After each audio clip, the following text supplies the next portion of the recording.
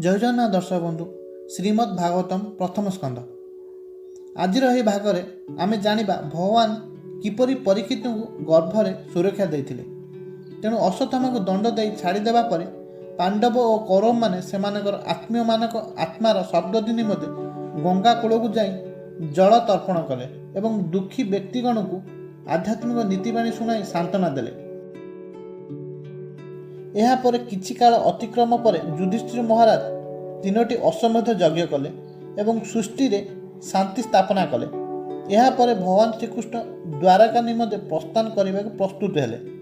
ठीक जेतेबेले भगवान कृष्ण निज रथ आरोहण करने को जाउथिले सही समय उत्तरा अत्यंत भयभीत होई कांदी कांदी तांको निकट को धाई धाई आसुथिले एवं हाथ जोड़ी कहले, हे महान प्रभु दयाकरी मते रक्षा करंतु। एक भयानक तीर मो निकट को आसुछि।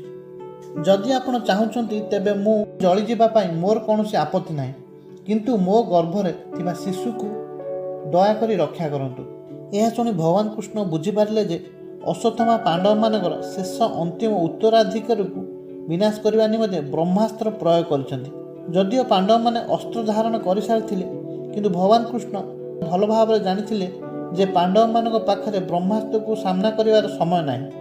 तेणु भक्तवत्सल भगवान निजर भगवत गीतार प्रतिज्ञा रक्षा करने को जाई स्वयं उत्तरांग गर्भरे प्रवेश कले एवं सुदर्शन चक्र एवं कौमुदिक गदा द्वारा परीक्षित को सुरक्षा प्रदान कले एवं ब्रह्मास्त्र को निष्क्रिय कले।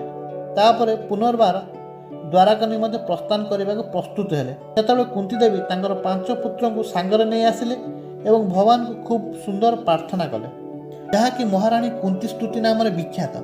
आमे मध्य कुंती स्तुति विषय आलोचना करिबा परवर्ती अध्याय। आज में एतिकी। जय जगन्नाथ।